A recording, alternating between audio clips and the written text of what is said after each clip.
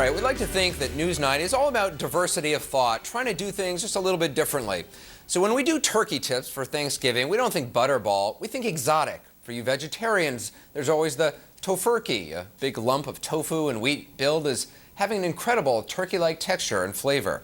Yeah. Then for the people who never met a living thing they didn't want to kill and eat, there's the turducken, the turkey stuffed with a duck that's stuffed with a chicken. Turducken. Get it? They get it. They definitely get it in the South.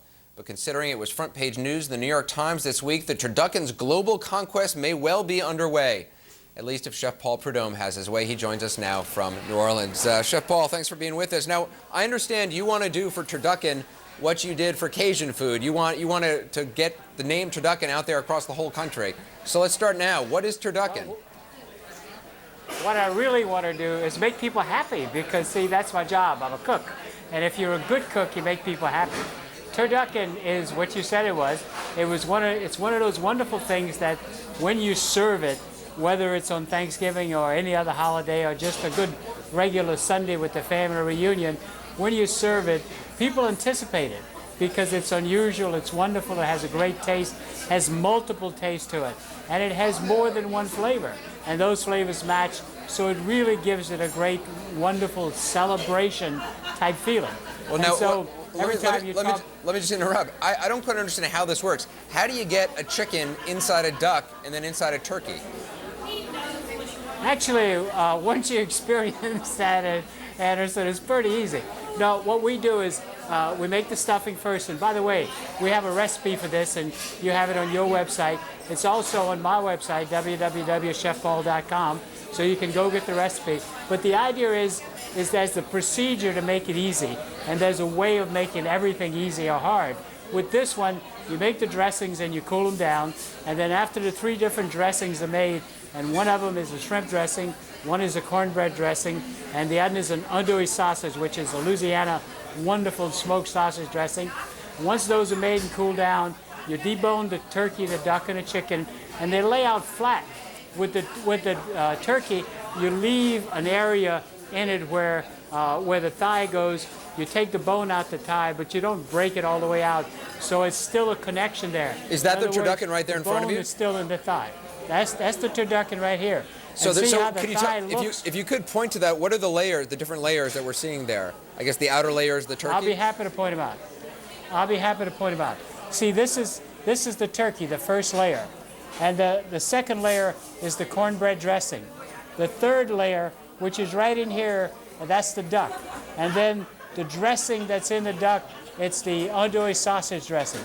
And then there's chicken down here, and that has the cornbread dressing in it. So that's the 3 dressings, and that's the things that really makes it a wonderful flavor. The other thing is that we cook it at a very low temperature, and we cook it for a long time. So it stays juicy, it's absolutely wonderful to eat, and you can eat it for days and days and days and days. Well, about the only thing I know how to cook is cereal, so pardon my question, because I'm sure it's a moronic question, but how do you get all the bones out of that thing? You do it very carefully so you don't cut yourself. But I'll tell you, that it's really not as hard as it sounds because there's a structure. All the flesh is on the outside of the bone structure except the legs and the thighs. And so you start right on the back, and the skin has less meat on the backbone than anywhere else.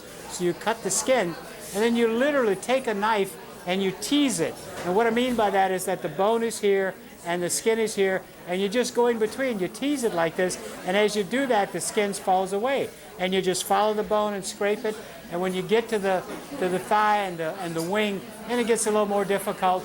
You just go around the wing of the bone, and you pull the meat back, and then you cut the wing off, and that's just about what it is. I mean, it's just, now, after you do it a time or two, it makes it easy. Do people actually go out and make these, or can you go out and just buy a pre-made turducken? Well, it's like anything else in the world. It's how good do you want it, you know? I mean, if you want it really good, you should do it fresh at home.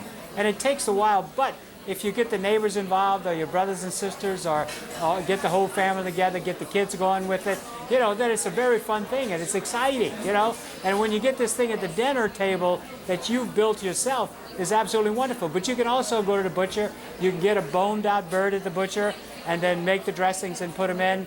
I mean, you simplify it many different ways. You can just use one dressing all the way through it. Just for our audience, which is probably salivating at this point, what does this thing taste like? It's going to taste, I mean, can you imagine how it would feel to have your fantasy girlfriend in front of you, and you're 16 years old, and you're just going to get your first kiss? That's the way it feels, Anderson. I mean, I've been through it a lot of times. When you put the sweet potato eggplant gravy on this, and that's what this is. This is a sweet potato roasted eggplant gravy, and you put that on this turducken. It's like one of those wonderful, exciting, juicy kisses. Well, my executive producer, who I can barely hear in my ear because he's salivating and drooling so hard, wants to know what wine to serve with this. I tell you, this is the type of thing that you should serve your favorite wine with, because it has multiple flavors to it. Red would go with it. I mean, nothing does not go with it. And you should always never overbuy the wine because it's a holiday. You want to buy the wine that you normally like, that you enjoy, and you have that with this, and you'll just be absolutely ecstatic, and the family will be. And if you use the recipe that I've done, there's dressing left over, so everybody can have extra servings, and there's lots of gravy.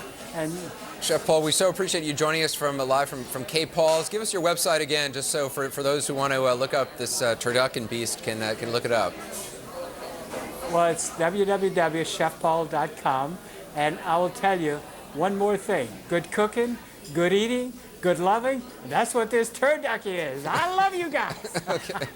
Thanks very much, Chef Paul. We appreciate it. Still ahead on